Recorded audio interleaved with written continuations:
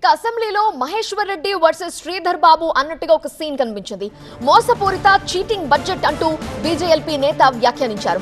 Cheating budget అనటంపై మంత్రి శ్రీధర్ బాబు ఆగ్రహం వ్యక్తం చేశారు. బడ్జెట్ పై అనుచిత వ్యాఖ్యలు తగవు అంటూ సూచించారు.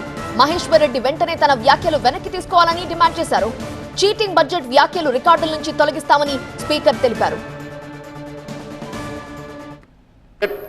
ఆర్థిక విధ్వంసానికి బాటలు వేసే తిరోగమన బడ్జెట్, ఓట్లేసి గెలిపించిన ప్రజలకు ఇచ్చిన హామీలు ఎగవేతల బడ్జెట్, ఇచ్చిన హామీలకు అమలు అవసరమైనటువంటి నిధులు కేటాయించినటువంటి చీటింగ్ బడ్జెట్ అధ్యక్ష. ఇది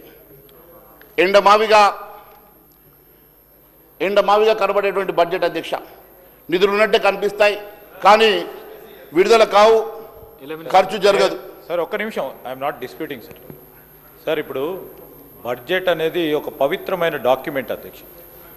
వారికి అభిప్రాయాలు ఉండొచ్చు, చెప్పొచ్చు. ఒక బడ్జెట్ అనే డాక్యుమెంట్ చీటింగ్ డాక్యుమెంట్ అంటారు అధ్యక్ష. వాట్ ఈస్ చీటింగ్ బడ్జెట్ అని ఎట్లా అంటారు అధ్యక్ష? He has to take back his word sir. Cheating అని వాట్ ఈస్ దిస్ సార్? మేము ఏదైనా చెప్తే ఇది తప్పు చెప్పిండ్రు అని చెప్పొచ్చు, వారికి అధికారం ఉంది. చీటింగ్ అంటారా అధ్యక్ష? ఇది మొత్తం 4 కోట్ల మందికి సంబంధించిన బడ్జెట్ రూపాయిని చీటింగ్ అంటారా అధ్యక్ష?